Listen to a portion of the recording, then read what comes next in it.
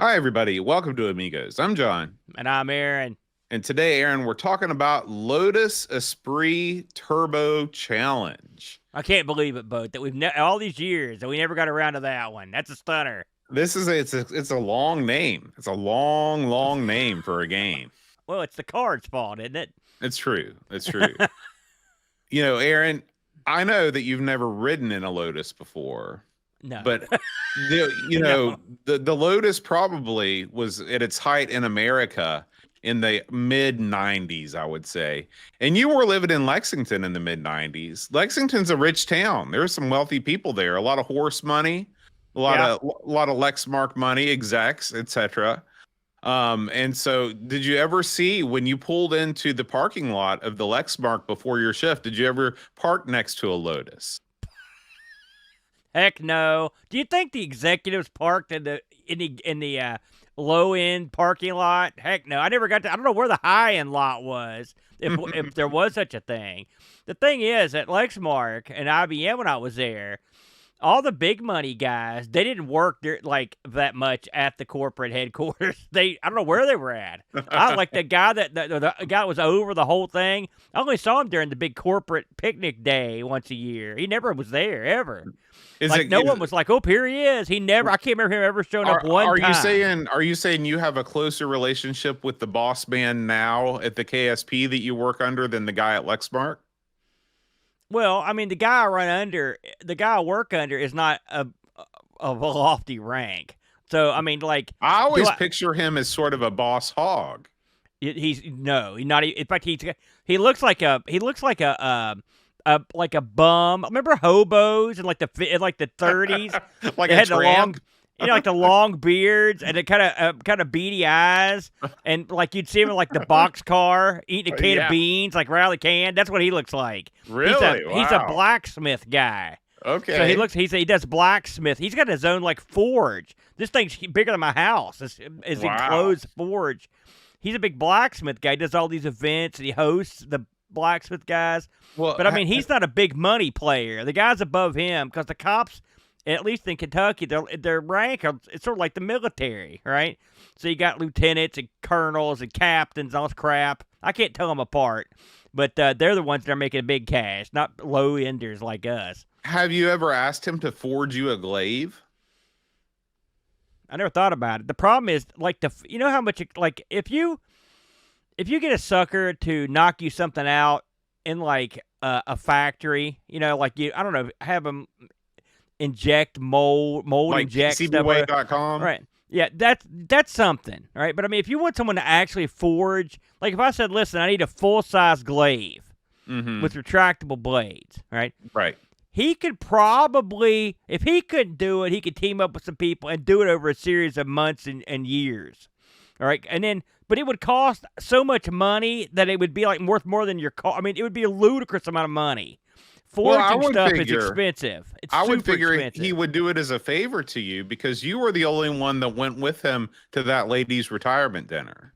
That's true. But the favorite, like listen, if I said boat, can you lend me like, I don't know, $20? You'd lay it down, right? But I said boat, I need 20 G's. You wouldn't just like cough up 20 G's and throw it on the counter. It would be like, what the heck are you doing? What's the same thing? These things would cost like thousands of dollars.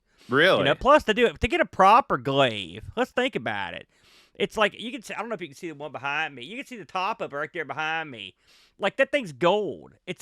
There's emeralds and rubies and crap encrusted on it, right? It's not just some kind of flat piece of metal. Plus, it's got magical power. It's imbued with magical powers. Who's gonna do that? Nobody. That's who. We should probably sit down and watch Kroll at some point because I haven't seen it since middle school when I saw it in Mr. Simmons' class. It holds up, brother. So the glaive it's encrusted with jewels. Oh yeah, you gotta have jewels on your magical glaive. That glaive back there, see it back there? I think that Scoob sent me that bad boy back in the day. It's a beauty. I mean, even the little blades move and stuff. I mean, I have hit people with it. I don't recommend it, but it's still. I mean, but that thing's a facsimile. If you wanted a real metal glaive, I mean, you could mess a sucker up with a real one. I'd say. Yeah, but without the magic.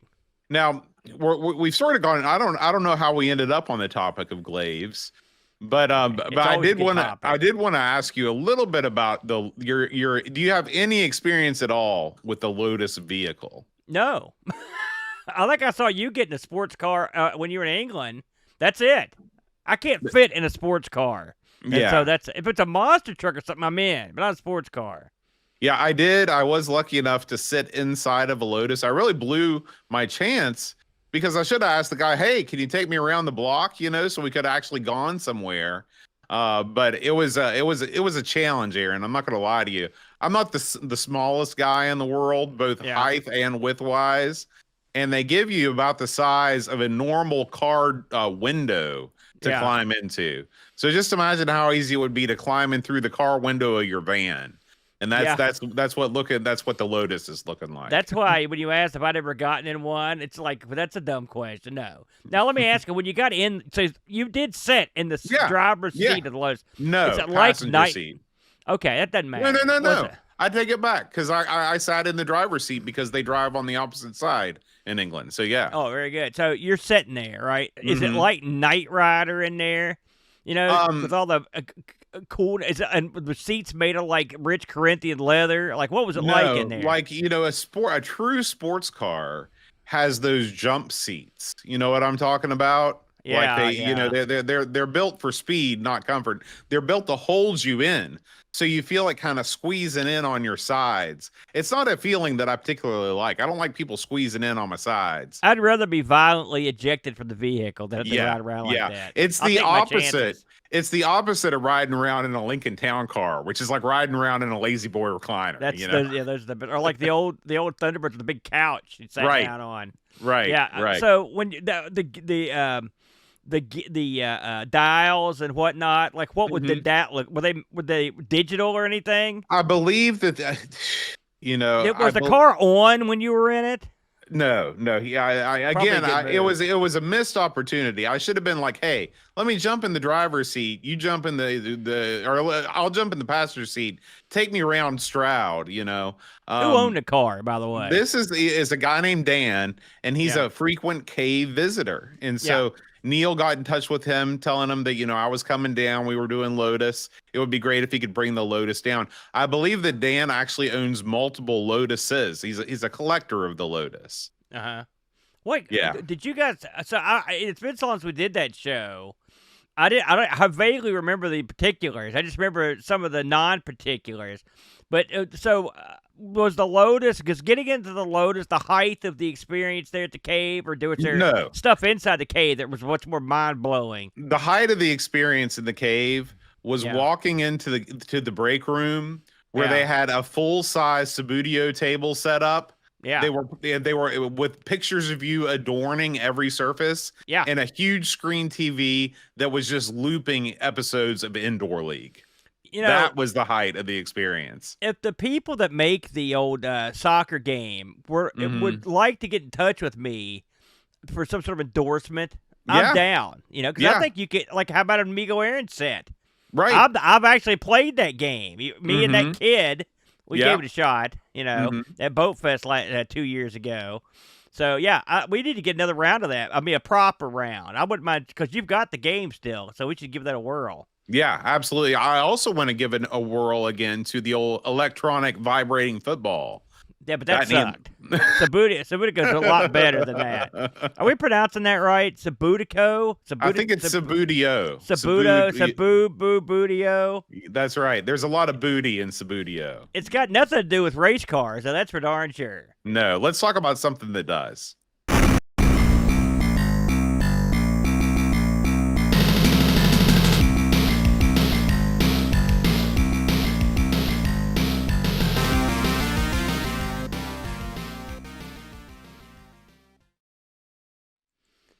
Man, that's a theme right there that'll rev your engine, brother. Holy smokes. That gets you going, man. So let's talk about, for the first time, at least first time for me, talking about Lotus Esprit Turbo Challenge boat. Yeah. This is the granddaddy of the Lotus series on the Amiga. This one was released. This is an interesting title. It's funny. It's been a long time since I went back and played this one. You know, Lotus 2 is everybody considers it your money Lotus, right? Well, Right. that's the general consensus. So you don't go back and play the original that much. So I went back this week and played a bunch of this game, and I've definitely got some. It opened my eyes a little bit. This came out on the Amiga in 1990. This actually got released. This is the only one of the Lotus series that got 8-bit releases. I don't know if you knew that. I didn't know. I had no idea. So that came out for the C64 too. And the ZX Spectrum and the Amstrad. Wow. Now, Okay. Yeah, now I will Okay. tell you, I looked at all three. Right. And the ST, of course. They all came out in 90. I looked at the Spectrum and the Amstrad and the C64 versions. I can tell you right now, the Amstrad got screwed because they just ported the C60 or they just ported the ZX Spectrum over like straight up. It looks pretty much identical with a few exceptions. Mhm. The C64 is interesting. They did do a good job with the terrain and stuff on there. I mean, overall, they looked like they were pretty decent games, frankly. So I'm sure I'll cross paths with the Spectrum version at some point on Art Sinclair. But it is funny to me that those got got ported over there. Of course, none of the other ones got made the jump. That just shows you in 1990, we're still supporting the CPC and the Spectrum. You know, it's Sure. bizarre. Oh, yeah. It's bonkers. This was published by Gremlin and developed by Magnetic Fields. Man, Mhm. Magnetic Fields, they took their shots back in the day, and they had pretty good success with, of course, the Lotus series. They also did the Supercars series, a Super Scramble Simulator, and of course, Kid Chaos was one of theirs too, our personal favorite. And just in case you were thinking to yourself, man, this is a good-looking racing game. What kind of action do you have to have in your Amiga to get this thing to run? OCS, brother. That's all That's you right. need. That's all you need. This is a one disc at 24 pound 99p. Bargain anytime replace boat at that price. When you booted this thing up and that rockin' soundtrack kicks off, what were your first impressions, Boater? I was impressed. I was impressed by the menu screen. You know, we've had so many games in a row here recently where the menu screen has just been the lowest amount of effort that's ever existed. And I was glad to see just text with easy to understand instructions. I thought that was great. You are able to actually go in and look at the dash of the car. You can see a schematic of all of the different parts of the interior and the engine, which I thought was super cool. This is all part of the attract mode. I was very, very impressed with everything leading up to the race. I thought it was great. I will say that when the game starts out, this is a throwback to the 16-bit or to the 8-bit days, because when the game starts out, you get a menu to explain the upcoming menu. Mhm. It tells you every single thing you're going to be seeing, and then and what they do. That's great. Like more of that in games, because I looked at the docs and they're sparse, so it's not the worst idea to have that menu come up, but it helps. It tells you exactly what you're up to. Now, once you get to the actual main menu where you actually start changing stuff, like the first thing I do is hit the fire button. It just starts. So you don't want to do that. You want to go through and go left and right to pick your options. Right. Of course, this game also, listen, we complain so much about games that get it wrong. So I'm going to praise the heck out of this game because it got it right. You pick your difficulty level, how many players, you get to pick your control method, and it gives you multiple options for your control method. I like to use the button to accelerate, and I don't like to use the joystick to push forward. I like it on automatic. These were all readily available and explained to me in vivid detail. I didn't have to go bananas trying to figure it out. Right. Right. You also, everything comes up once you start the race. You get to pick. You could do a practice race. You could race. I think it's the easy challenge is 7, and it goes up from there. And then once you've made all your selections, you can put your name in. All you do is just type in your name. Okay, that's great. Why not? Put it in now. It's good for when you got 2 players. And then once the game starts, now you can pick your radio station. it looks like a legit CD player from back in the day, right? You get to pick the tunes. The tunes are good. They're good tunes, you know. You can tell they looked at Outrun. They're like, yeah, that's a good idea. Let's steal that. And hey, steal it. You get that same CD player, the Yeah. same track selection. Fantastic. But the thing that this game, in a lot of ways, I think is more impressive than Lotus 1. And I'll tell you why. You mean Lotus 2? Or Lotus 2.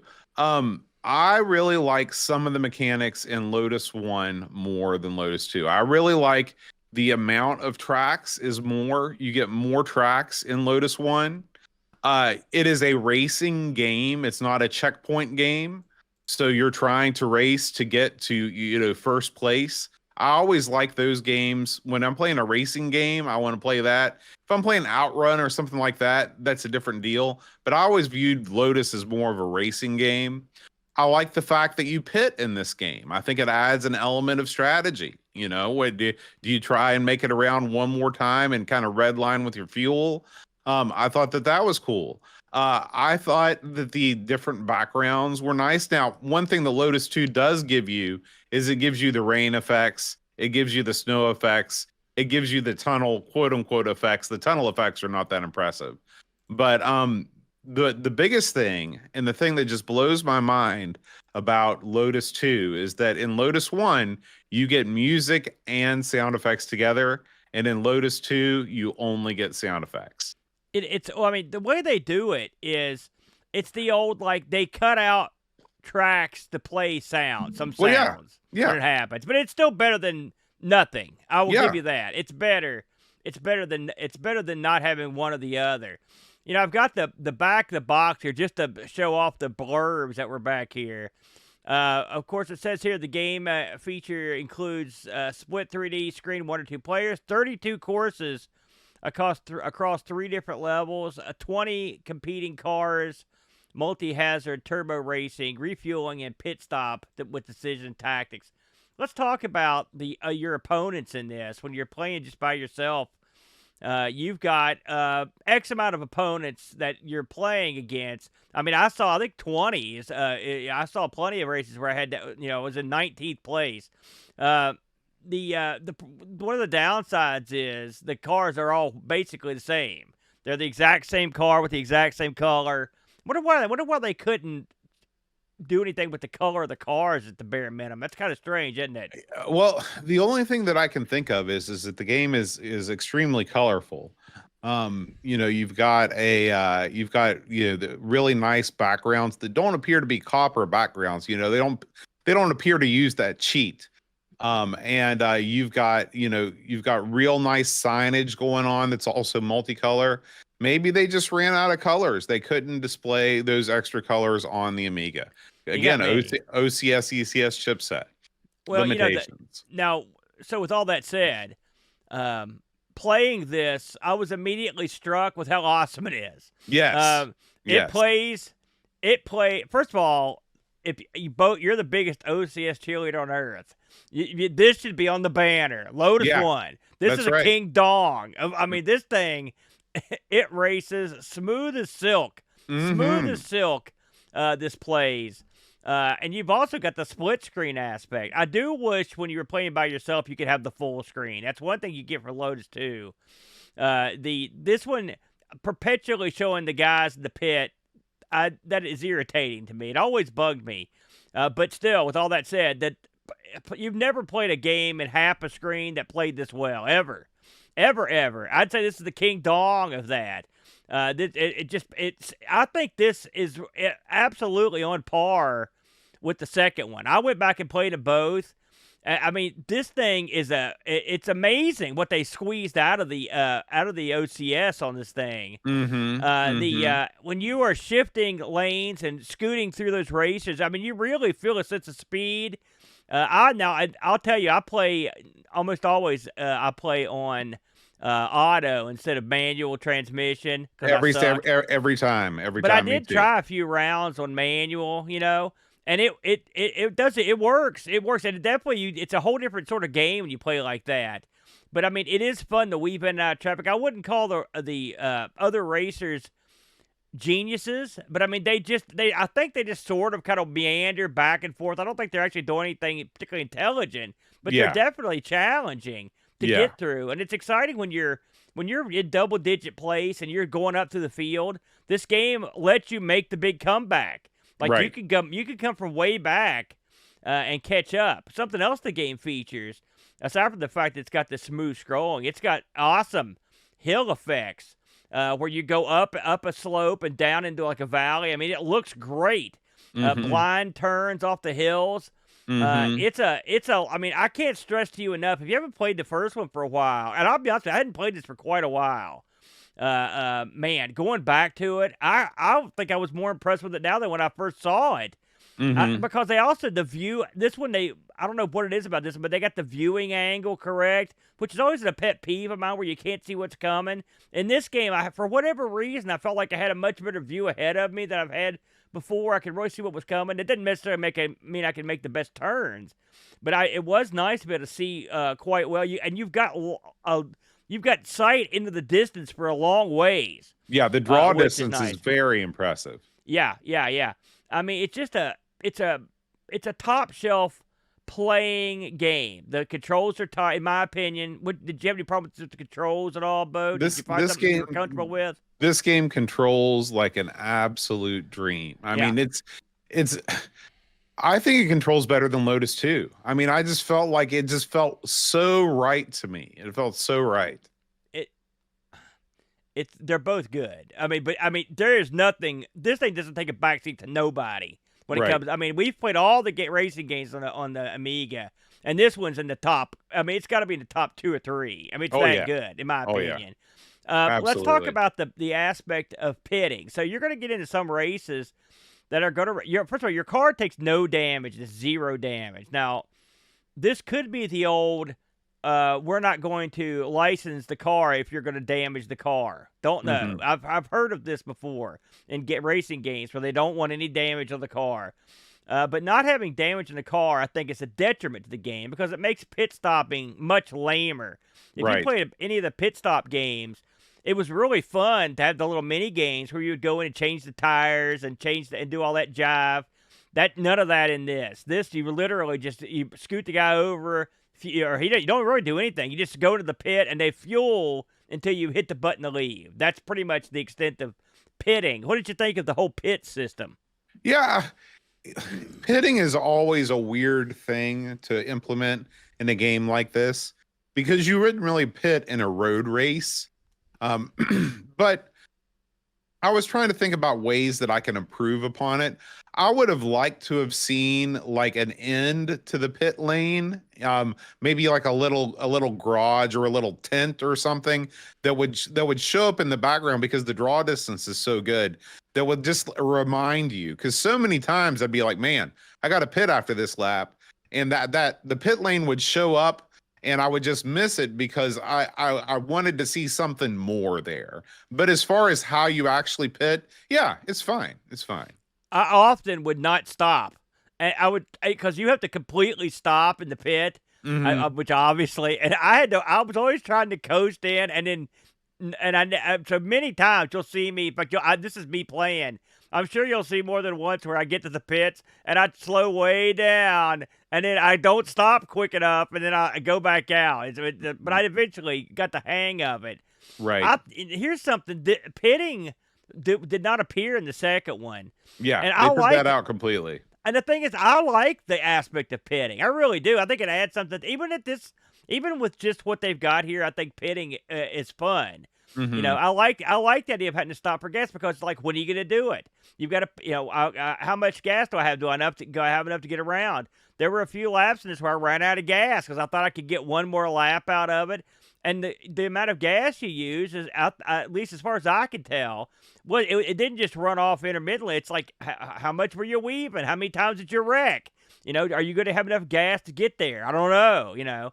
So and when the car starts beeping at you for gas, that's not a fun feeling. No. Because, No. especially when you're like first or second place, you're like, oh crap, I knew I Yeah, forgot then it's something. all over. Yep, that's right. That's right.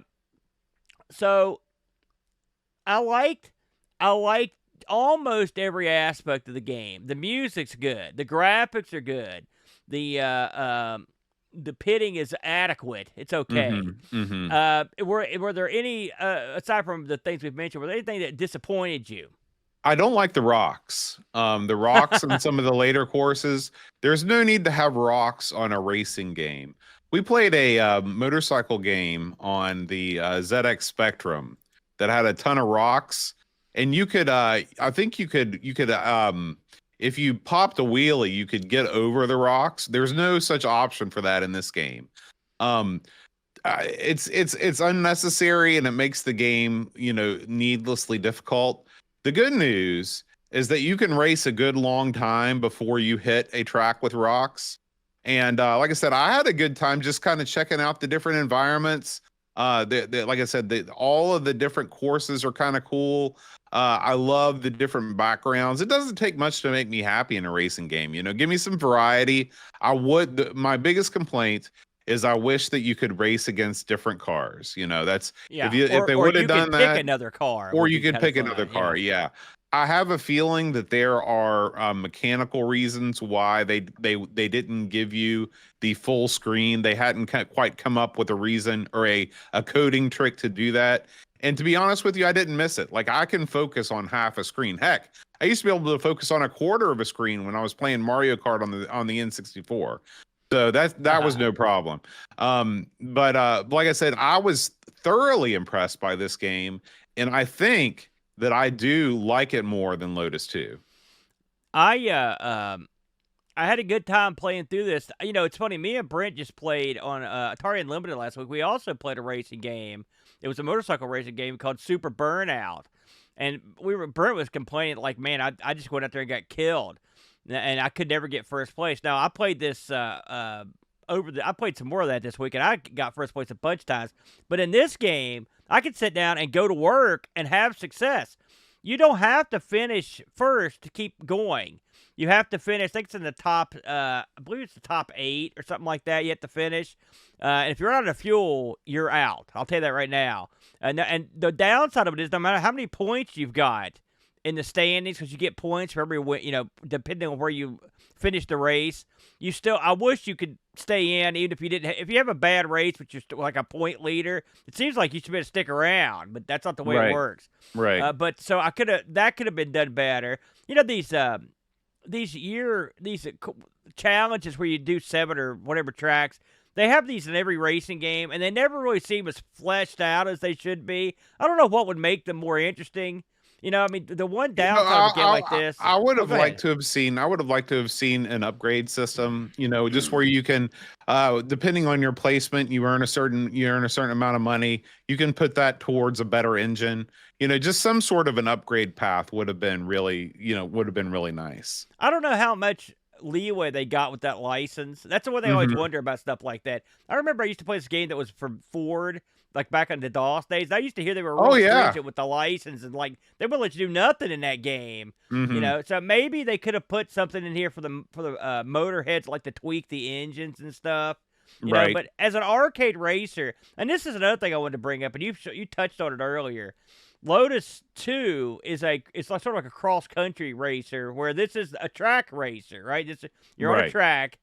So you prefer track racing? This is the one you like of the two, just in general? Yeah, I mean, Outrun is the exception. Yeah. But other than that, I want a track racing game. Yeah. I go back and forth, but I will tell you, the arcade guy in me who liked pole position and stuff, like, I like this. I played this a ton this week. I played this a lot, and I didn't have to because I was pretty familiar with it anyway. But the more I played it, the more I enjoyed it, and I was surprised because, like I said, generally I play Lotus 2 almost every time. So I may change the way I do things from the way I did them. Now, you can imagine, Boat. It's 1990, and the Amiga is pretty much still swinging, right? And this thing hones into view, so you can imagine the kind of ratings it's got in the magazines. In fact, it was actually, I thought it would actually do better. It did great. Don't get me wrong, Lemon, the people at Lemon give this an 8.47, and the people over at Lore give us an 89%. So around, in the mid to upper 80s. The magazine reviews of the day, and those are the ones I'm going to concentrate on here, were sort of in the same ballpark. Amiga Action gave this an 88, which is, okay. Amiga Format gave it an 89. Amiga Joker gave this an 86. AUI gave this an 86. CU Amiga gave it an 87. Dator Magazine gave it a 9 out of 10 to a 90. So you're looking at the scores right around the 89 to 90%. The average magazine rate, it says here, 88%. How do you feel about 88% for this? A B. I think that's terrible. This Yeah, is, too. I mean, this I is, agree. this should have been a 97% game, 97% all day long. I think it was hampered, but I really do. I read this in I looked at some of the reviews. I think the fact that you couldn't have a full screen on it was something that bugged people, despite the fact you could play 2 players. But I mean, you think maybe it's a little simplistic for some people, But I mean, people, what's that other race game everybody drools over? That Jaguar, Jaguar. Yeah. Like this crushes that. It crushes it. Yep. This crushes that.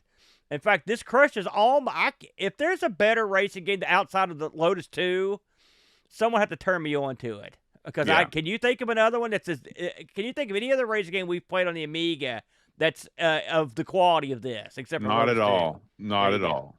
So I think we're in the same mindset there. Did we get any Discord action on this boater? We did. We got some Discord action. We're going to start things off here with Pajako. No, we're going to start things off with Lane. It's nice to hear from Lane. He says, I was aware of Lotus's reputation in the Amiga scene, but I had never actually played it before last night. My son and I sat down to give it a whirl and had a lot of fun. Reminiscent of Pit Stop 2 on the Commodore 64 with the split-screen 2-player action. Technically, Lotus is very impressive. Nice sense of speed, lots of detail, and an impressive number of objects on the screen at once, though the music would start to drag when things got too busy, even on my souped-up A1200.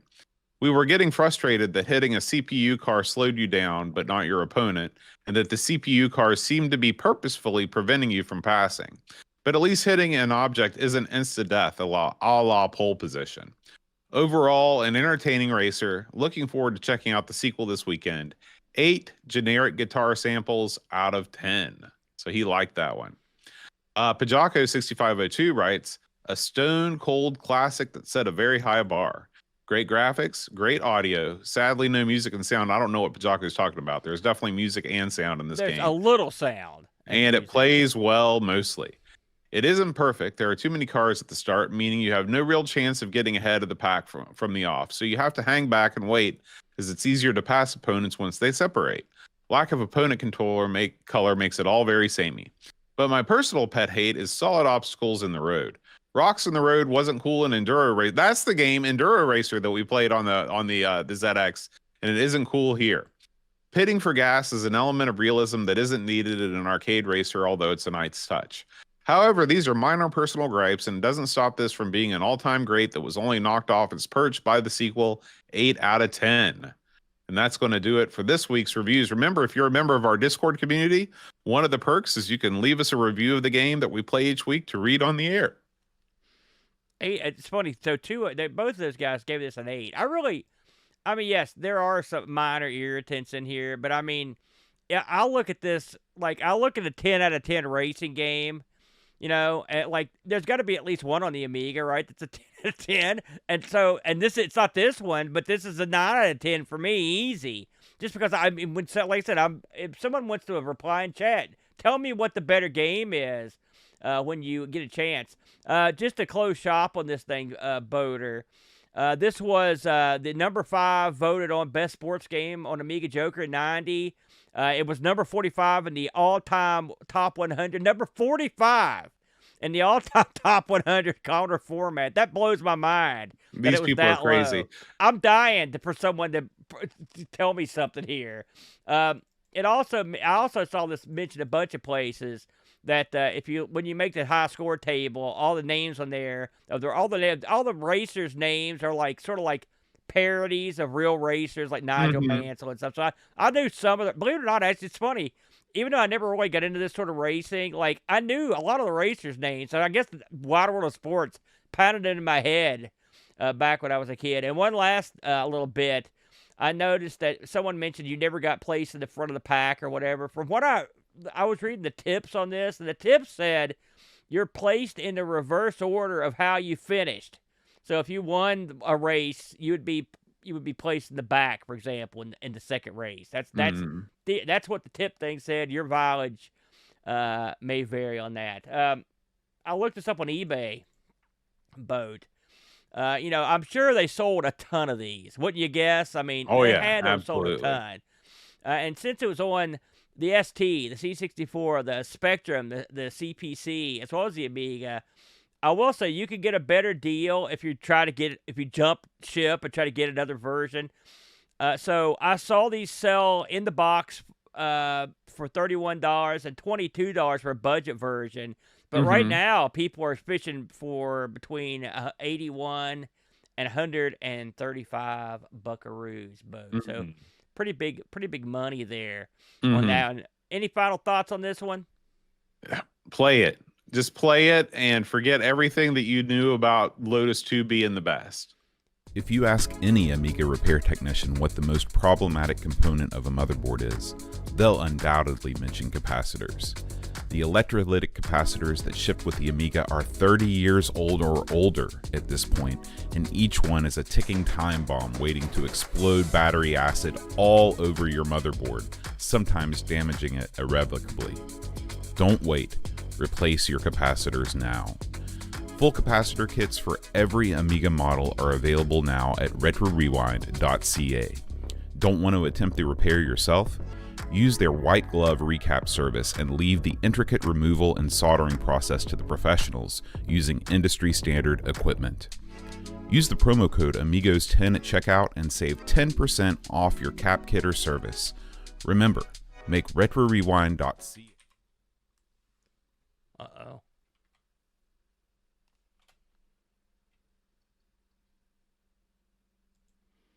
Hold up for a second. I've done something horrible has happened here. I don't know what. Okay. I paused the recording. Sorry guys. Quick, we had a technical snafu there. If you ask any Amiga repair technician what the most problematic component of a motherboard is, they'll undoubtedly mention capacitors. The electrolytic capacitors that shipped with the Amiga are 30 years old or older at this point, and each one is a ticking time bomb waiting to explode battery acid all over your motherboard, sometimes damaging it irrevocably. Don't wait. Replace your capacitors now. Full capacitor kits for every Amiga model are available now at retrorewind.ca. Don't want to attempt the repair yourself? Use their white glove recap service and leave the intricate removal and soldering process to the professionals using industry standard equipment. Use the promo code Amigos10 at checkout and save 10% off your cap kit or service. Remember, make retrorewind.ca your first stop for all your Commodore computer needs. Amiga News.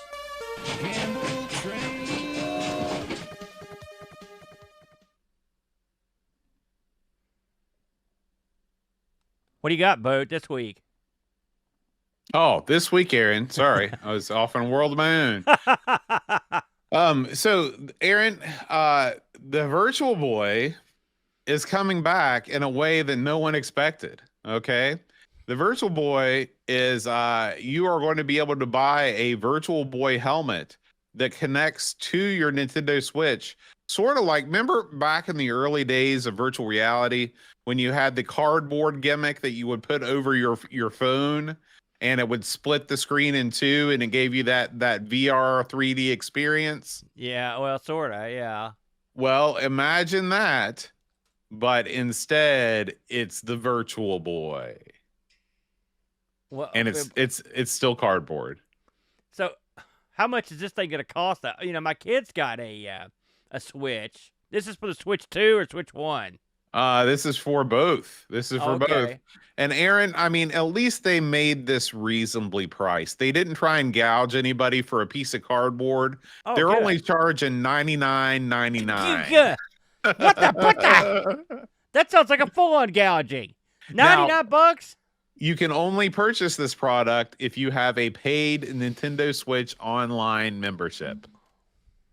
Oh, jeez. I think I got one of those. Because my boy wanted one. So you got to use your. So how does this work? You put your phone in there? Or is that the Switch? No, you put the Switch in there. What do you really think about this? Well, I think this is horrible. I think this is what this is.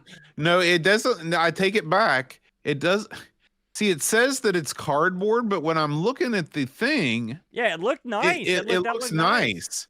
I can't believe this is cardboard. Maybe there are different levels of this here. I think maybe. Okay, yeah, okay. I take it all back. All right.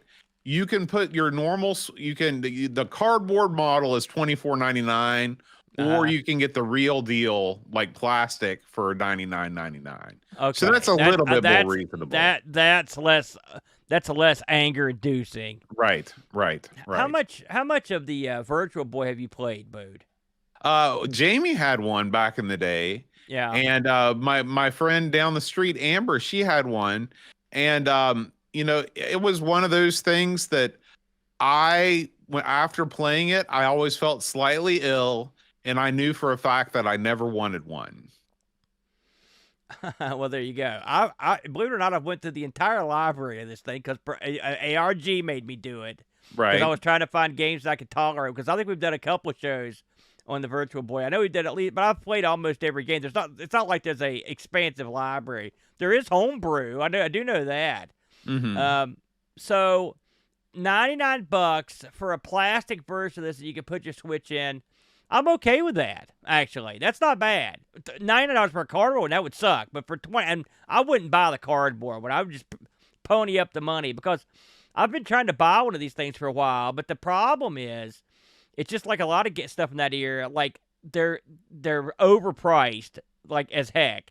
They're tough to find completely intact with the legs and everything. Mm-hmm. Plus, I've heard they have screen issues, like real bad. Like I think the fall. I mean, they were never meant to last this long. It's not like an NES or something. This thing's got screens. It's high tech stuff in there, and I've heard they're delicate.